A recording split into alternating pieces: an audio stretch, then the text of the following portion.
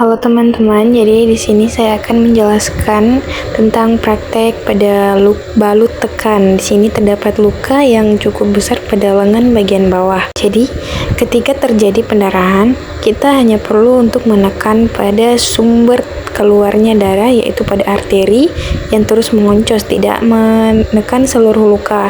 Jadi cuma menekan pada sumber keluarnya darah saja. Jadi saya jelaskan dulu tentang selang yang pada luka tersebut itu merupakan sumber keluarnya darah, yaitu urat, dimana yang itu akan kita tekan ketika terjadi luka, tidak menutupi seluruh lukanya. Seperti pada contoh di atas, kita jadi hanya menekan pada sebagian saja ya. Ketika darahnya masih banyak, kita perlu menekannya lagi menggunakan kasa yang baru. Kita double saja dan tidak mengganti kasanya sama sekali. Setelah beberapa menit, ketika darahnya tidak berhenti, kita akan mengangkat lengan agar darahnya tidak terus keluar untuk mengurangi risiko keluarnya darah yang berlebihan. Kemudian kita juga bisa mencoba dengan cara menekan pada lengan bagian atas seperti pada video, yaitu merupakan urat tertentu yang bisa juga dapat membantu untuk meredakan keluarnya darah. Setelah darahnya agak berkurang, jadi kita dapat menutupi luka dengan apa saja yang ada di dekat kita seperti kasa atau apapun itu, karena ini terjadi pada pra-hospital atau di luar dari rumah sakit. Jadi kita menggunakan kasa di sini. Jadi pada membungkus lukanya itu bisa menggunakan apa saja karena tidak perlu steril.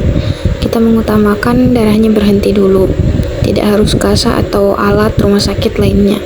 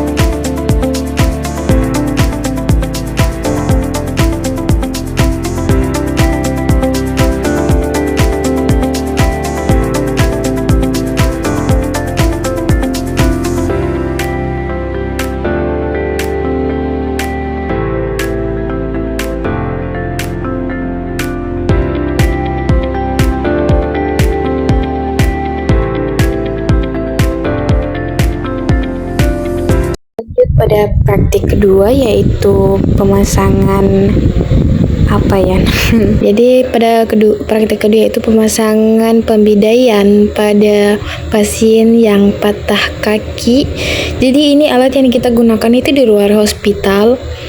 Jadi begini cara pemasangannya. Pertama kita itu pasang talinya dahulu, lalu kemudian kita letakkan papannya. Kita paskan papannya pada selengkangan pasien.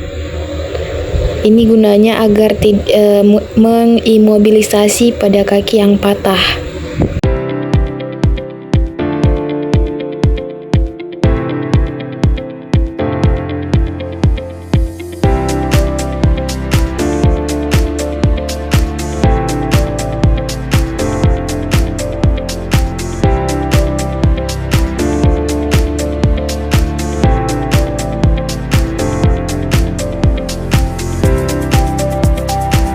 Lalu kita juga perlu mengecek PMS-nya, yaitu pulmonal, motorik, dan sensoriknya. Pertama kita cek nadinya dan kita pencet juga ujung kukunya. Dan juga meminta pasien untuk menggerak-gerakkan kakinya. Kita juga menekan kaki pasien untuk mengecek sensoriknya. Lanjut praktik yang ketiga yaitu pemasangan kolar pada pasien yang mengalami cedera servikal atau cedera pada bagian leher. Pertama yaitu kita meminta untuk rekan kita menahan kedua bahunya agar tidak bergerak kepalanya sama sekali, karena di sini kita perlu mengimobilisasi pergerakan pada leher yang patah. Di sini kita menggunakan pantom ya, jadi agak susah jika ini orang asli mungkin ada sela di belakang lehernya, namun pantom ini tidak punya. Jadi kita pasangkan kolar. Mungkin terlihat mudah, namun cara pasangnya itu harus ekstra hati-hati. Kemudian yang terakhir yaitu RJP. Sebelum melakukannya kita perlu cek lingkungan, aman pasien, aman lingkungan, serta aman diri kita sendiri. Pertama yaitu kita cek respon pasien, kita memanggil-manggil namanya, menepuk-nepuk dadanya, lalu kemudian mengecek airway-nya, lalu kemudian nadinya, dan kemudian kita cek respon nyerinya juga. Jika tidak berhasil, kita perlu menelpon ambulans atau bantuan medis. Jika ada orang lain, kita perlu meminta bantuannya untuk melakukan ventilasi. Caranya seperti video di atas, kita kompresi sebanyak 15 kali, lalu 2 kali ventilasi.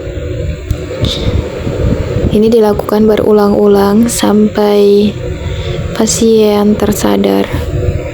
Jadi untuk melakukan RJP ini dengan kompresi tersebut, kita tidak boleh istirahat sampai kita benar-benar lelah, karena ini perlu dilakukan secara terus-menerus hingga sirkulasi pasien itu baik, hingga terdapat nadi dan nafasnya.